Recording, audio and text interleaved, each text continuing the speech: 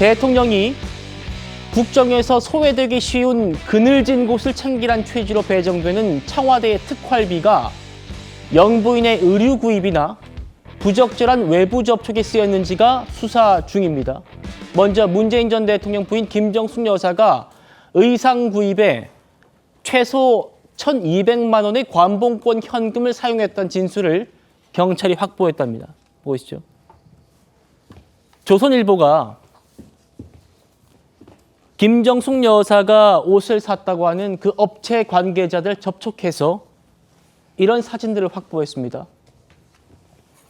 띠지가 붙은 관봉권 현금 다발, 그리고 김정숙 여사가 어떤 옷들을 구입했는지 리스트들, 여기에 이제 김정숙이라는 이름이 명확하게 써져 있습니다. 다음이요.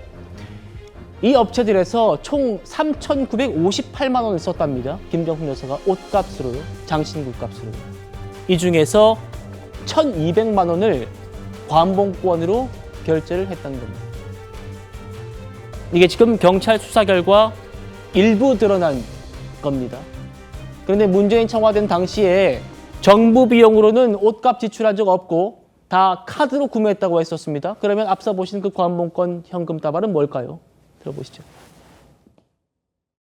우리는 임기 초부터 어떠한 비용으로도 정부의 비용으로는 그런 뭐 옷값이라든지 사적 비용을 결제한 적이 없습니다. 그럼 지난 5년간 김정숙 여사의 의상 구입을 위해 특활비가 쓰인 적이 전혀 없다. 예, 한 푼도 없습니다. 그럼 결국 전액 사비라는 말씀이시네요? 맞습니다. 예. 개인의 사비로 산 옷에 대해서 그것이 마치 특활비로 활용된 것처럼 주장하는 것은 상당히 문제가 있죠. 자, 강대기 변호사님. 네. 관봉권 현금 뭉치로 지금 결제를 언제 했는지 날짜, 금액까지 다 나온 상태입니다. 2021년 11월 7일 날 1,200만 원 결제했답니다. 관봉권 돈다발로. 네.